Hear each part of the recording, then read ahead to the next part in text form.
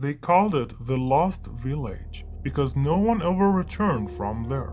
It was an old abandoned settlement in the mountains, surrounded by a thick fog and a sinister silence. No one knew what happened to the people who used to live there, or why they left. Some said they were killed by a plague. Some said they were cursed by a witch. Some said they were devoured by a monster, but no one really knew.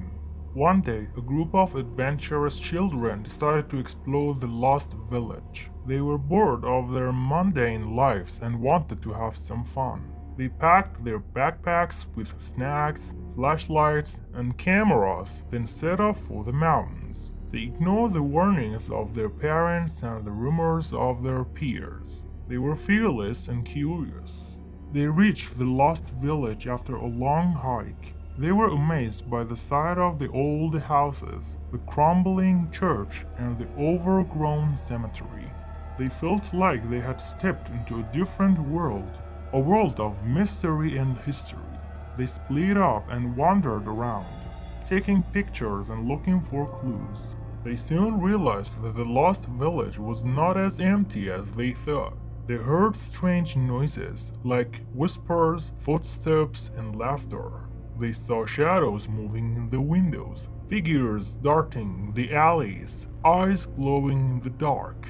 They felt a cold breeze, a sudden chill, a touch on their shoulder.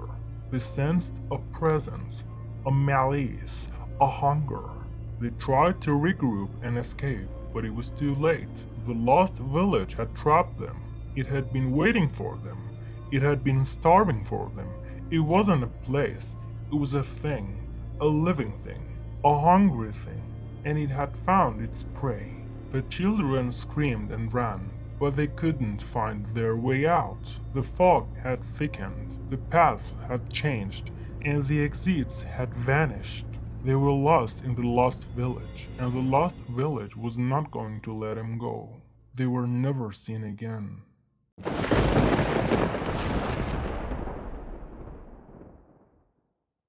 They were a group of 6 friends who loved camping. They had been planning a trip to the woods for months, and they were finally ready to go. They packed their tents, sleeping bags, food, and supplies, then drove to the campsite. They arrived in the afternoon and set up their camp near a lake. They were happy and excited. They looked forward to spending a fun weekend in nature. They decided to go for a hike before it got dark. They followed a trail that led them deeper into the woods. They admired the scenery, the trees, the flowers, and the animals. They chatted and joked and took pictures. They had a good time. They didn't notice that the sun was setting. They didn't notice that the trail was getting harder to follow. They didn't notice that they were lost. They realized their mistake when it was too late. They tried to find their back, but they couldn't. They were in the middle of nowhere, with no map, no compass, no phone. They were scared and confused. They decided to stick together and look for a shelter. They hoped to find a cabin, a ranger station, or a road. They walked for hours, but they found nothing. They only saw more trees, more darkness, and more silence. They started to hear things that were not there, things that shouldn't be there. They heard whispers, growls, screams. They heard footsteps, branches snapping, leaves rustling. They heard their names, their fears, their secrets. They started to see things that were not there, things that shouldn't be there. They saw shadows, shapes, eyes. They saw faces, figures, monsters. They saw their friends, their families, and their nightmares. They started to feel things that were not there, things that shouldn't be there. They felt cold, heat, pain. They felt bites, scratches, burns. They felt guilt, anger, despair. They started to lose things that were there, things that should be there. They lost their backpacks, their flashlights, their clothes. They lost their sanity, their courage, their hope. They lost each other. One by one, they vanished. One by one, they were taken. One by one, they were gone. No one ever found them. No one ever knew what happened to them. No one ever heard from them again. They were the missing campers, and they were never seen again.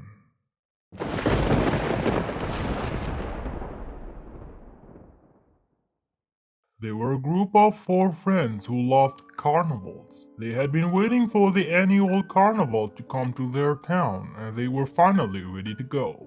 They bought their tickets, grabbed their cotton candy, and entered the carnival. They were thrilled and excited.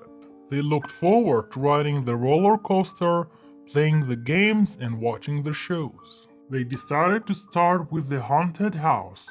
They loved horror movies and wanted to test their nerves. They entered the haunted house and saw a sign that said, "Welcome to the Carnival of Doom. Enter at your own risk. No turning back." They laughed and shrugged it off. They thought that it was a part of the fun. They walked through the haunted house and saw various scenes of horror. They saw zombies, vampires, werewolves, and ghosts. They saw blood, guts, bones, and skulls. They heard screams, moans, howls, and laughter. They felt wind, fog, heat, and cold. They were scared and amused. They didn't notice that the haunted house was changing. They didn't notice that the scenes were getting more realistic and gruesome.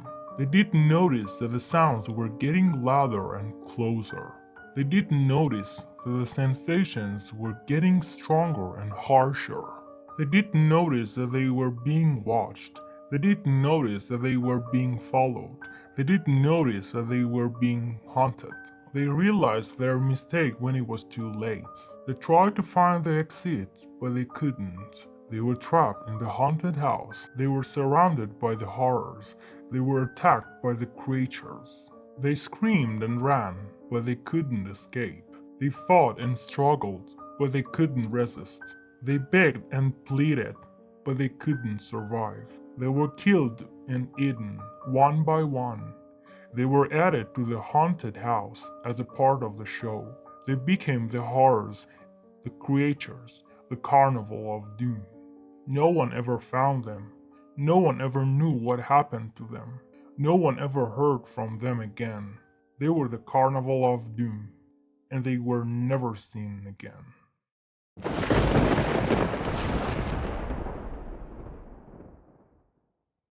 It was a sunny day in June when the children of Willow Creek disappeared. They were playing in the park, laughing and running around when a strange man approached them. He wore a black cloak and a wide-brimmed hat that hid his face. He had a sack over his shoulder and a flute in his hand. He played a haunting melody that mesmerized the children and lured them to follow him. He led them into the woods, where he threw them into his sack and carried them away. No one saw him or heard him. No one noticed the children were gone until it was too late. The parents searched frantically for their missing sons and daughters, but they found no trace of them. The police investigated, but they had no leads or clues. The town was gripped by fear and grief. A year passed and the town tried to move on, but some parents never gave up hope. They believed their children were still alive somewhere, waiting to be rescued. They formed a group and hired a private detective to look for them. They followed every rumor and tip, but they always ended up in dead ends. One day, they received a mysterious letter. It was written in a childish scrawl, and it said, "Help us. We are trapped in the house of horrors. It is in the middle of the forest, where the trees are twisted and the birds don't sing. The man is cruel and evil. He makes us do terrible things. He hurts and scares us. He says he will never let us go. Please, find and save us. We miss you and love you." The letter had no signature or address. It was postmarked from a nearby town. The parents were shocked and hopeful. They showed the letter to the detective, who agreed to investigate. He gathered his equipment and set off for the forest. He never returned. The next day, another letter arrived. It was written in the same childish scrawl. It said, "Too late, he got him. He's one of us now. Don't come looking for us. You'll only join us in the House of Horrors. We are doomed. We are sorry. Goodbye."